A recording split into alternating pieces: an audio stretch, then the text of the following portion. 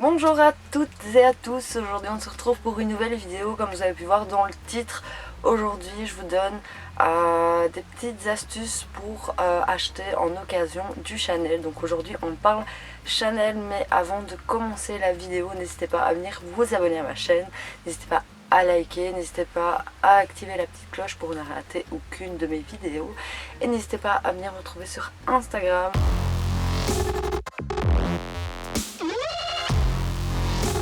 Si vous êtes en quête d'acheter un sac Chanel en seconde main, vous êtes sur la bonne vidéo. Je vais vous donner quelques petits conseils pour reconnaître un sac qui est authentique à une contrefaçon. À l'heure actuelle, je pense que Chanel, Louis Vuitton, ce sont des marques qui sont excessivement contrefaites. Donc c'est très difficile de pouvoir identifier du vrai et du faux, surtout que maintenant il y a des faux qui sont excessivement bien faits. Donc moi je vais vraiment vous donner quelques petits conseils, quelques petites astuces, comment repérer vraiment un vrai sac Chanel. Pour identifier un sac Chanel, parfois c'est compliqué à travers un écran de pouvoir identifier un sac. Si on a l'occasion de l'avoir en main pour l'identifier, c'est parfait, mais à travers un écran c'est beaucoup plus difficile. Ce qui est important, c'est d'évaluer les coutures, les matériaux et les logos. Les coutures doivent être précises et régulières. Le nombre de points par centimètre utilisé par Chanel est très élevé. Cela permet au sac de garder sa forme et assurer sa durabilité. Par exemple, sur un authentique sac matelassé Chanel, un Timeless possède 11 points de couture par côté, formant un diamant. Je vous explique, j'ai pris mes sacs pour pouvoir vous montrer. Ici dans mon cas c'est un boy, le Timeless que j'ai c'est un chevron, donc je pourrais pas vous l'expliquer. Le diamant c'est l'espèce de losange qui est juste ici, et sur un Timeless il doit avoir 11 points de couture par chaque côté, donc chaque côté doit avoir 11 points de couture, et de là vous êtes sûr et certain que c'est en vrai. Ils sont vraiment très précis, comme dit, ils font autant de points de couture pour que le sac ait une durabilité. Si vous voyez un sac avec des fils qui dépassent partout, c'est sûr que ça peut pas être un vrai. Un vrai, il est vraiment très piqué, comme je vous ai dit sur un Timeless, il y a 11 points de couture, c'est vraiment pour qu'il garde sa durabilité. Un autre petit conseil, vérifiez toujours que les points de couture soient toujours bien alignés, donc ça veut dire que votre losange il doit être en continu.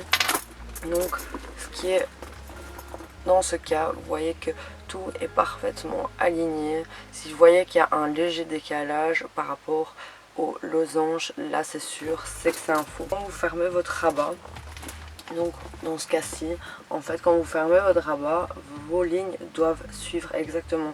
Ils doivent être vraiment en face l'une de l'autre. Si vos lignes ne sont pas l'une en face de l'autre, une fois votre rabat fermé, ça ne peut pas être un vrai. À chaque fois, tout doit être aligné parfaitement avec votre rabat. C'est hyper important de vérifier ce genre de petits détails. Un autre petit détail à toujours vérifier, c'est la qualité du fil. Souvent le fil d'un faux sac Chanel souvent est un petit peu plus brillant et de beaucoup moins bonne qualité qu'un vrai sac Chanel. Un sac Chanel, le fil ne sera jamais brillant. Super important, c'est de regarder au niveau de la doublure. Quand la doublure est posée, ça doit vraiment être parfaitement lisse et bien serré. S'il y a des boursouflures à l'intérieur au niveau de la doublure, ça ne peut pas être un authentique. Un authentique, la doublure doit être hyper serrée. Je vais vous montrer dans mon cas. Donc là vous voyez les coutures sont hyper bien serrées et il n'y a aucune boursouflure au niveau de la couture. Tout doit être vraiment exactement très raide, très bien fini à l'intérieur. Comme je vous dis, si la doublure est boursouflée et pas correctement alignée, ça ne peut pas être un. Au niveau du cuir, Chanel n'utilise que des cuirs de haute qualité. Le cuir d'agneau, donc qui est le cas pour mon boy et le Timeless chevron, ce sont tous les deux des cuirs d'agneau. Le cuir d'agneau est relativement lisse du cuir de veau, du cuir de chèvre ainsi que de la peau exotique. Après avoir vérifié ces petits détails, il est important de vérifier le logo, le double C, c'est hyper important. Le double C droit, donc celui-ci, il doit être au-dessus et le double C de gauche doit passer en dessous. Ça c'est vraiment super important. Donc le double C de droite, quand le sac est face à vous, il doit passer au-dessus et le double C de gauche doit passer en dessous. Au niveau du double C, il faut faire très attention aussi de vérifier que ce soit bien aligné à la languette. Il doit vraiment parfaitement tomber au milieu de la languette. C'est hyper important de vérifier. Souvent les contrefaçons ont une police totalement différente. Au niveau du double C, soit il est plus gros, soit il est plus fin. Donc ça c'est vraiment à vérifier. Quand on a vérifié l'extérieur et la doublure, passons à l'intérieur. À chaque fois que votre sac est estampillé à l'intérieur, en fait, donc, estampillé, ça veut dire le Chanel. L'estampillage doit toujours correspondre à la couleur du matériau. Donc ici, on est sur un matériau doré. Donc la chaîne, le logo est doré, l'estampillage doit être doré. Si l'estampillé, par exemple, vous voyez le sac, il a son matériau en argent et il est estampillé à l'intérieur en doré, là d'office c'est un faux. Il doit toujours avoir la même couleur que le matériau utilisé. Au niveau de la petite plaque pour tenir le logo, donc le logo Chanel, il doit toujours y avoir les deux points d'attache, donc les deux vis vers le haut et le bas. Il doit toujours être vissé de cette manière là. Sur mon boy, c'est des vis en forme d'étoile. Si c'est en forme d'étoile, il faut toujours faire bien attention que les étoiles sont à 6 points. C'est vraiment très précis. Il n'utilise vraiment que des vis à 6 points. Donc s'il y a 6 branches quoi, à l'étoile. Ici dans son cas c'est des vis plates. Mais dans le cas, le Chanel doit toujours être indiqué à gauche et le Paris à droite. Les fermetures éclairs sont hyper importantes aussi. Parce que chaque fermeture éclair, il y a un nom indiqué sur les fermetures éclairs. Soit c'est Lampo, Riri, Opti, Ipi ou Iki. Iki, il me semble. Non, Ik. Y-double-K. Donc ça c'est vraiment les fermetures éclairs qui sont utilisées par les marques de luxe.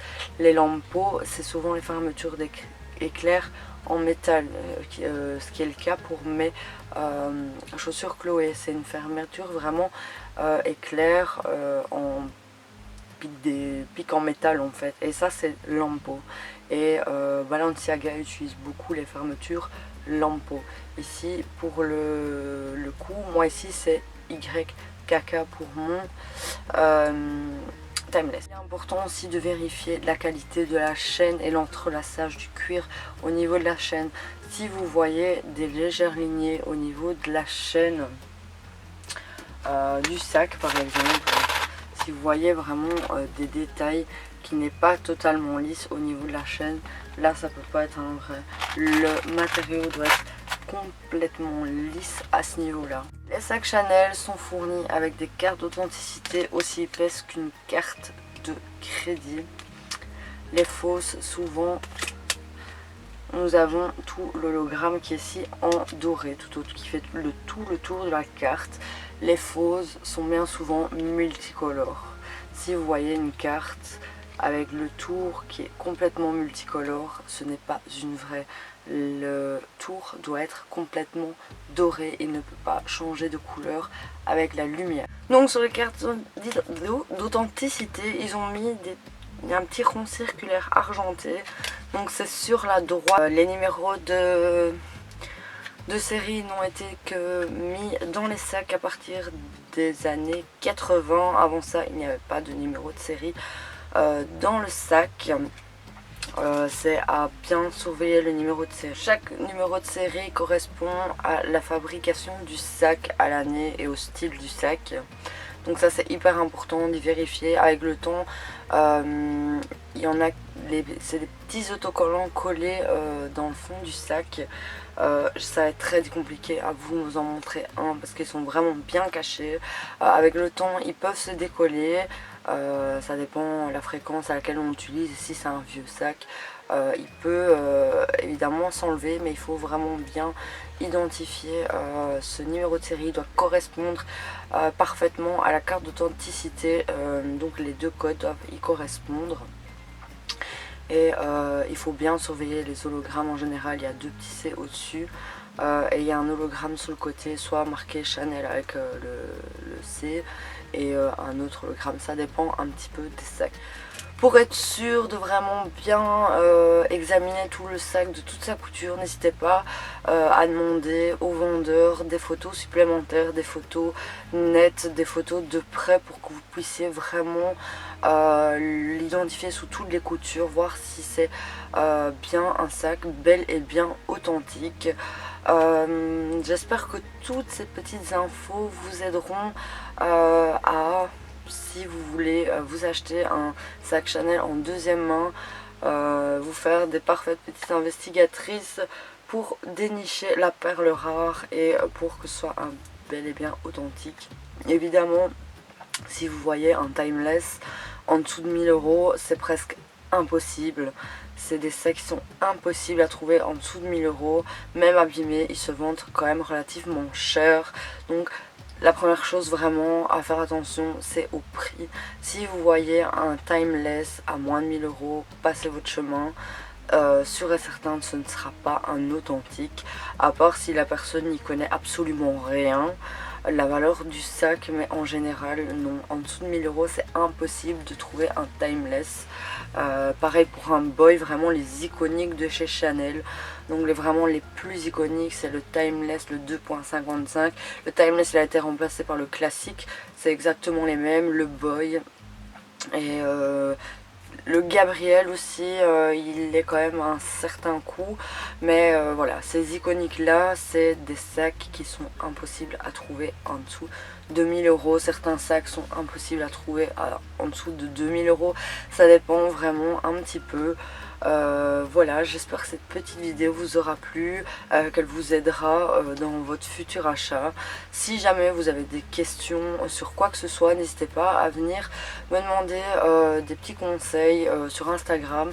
Je réponds vraiment à tous les messages. Franchement, je réponds beaucoup plus facilement sur Instagram que par mail ou sur Facebook. Facebook, j'y suis presque jamais. D'ailleurs, je suis pas du tout active sur ma page Facebook, mais plus sur Instagram, j'y réponds avec plaisir. Voilà, je pense que je vous ai tout dit et voilà. Je vous dis à la semaine prochaine pour une prochaine vidéo et je vous fais plein de gros bisous.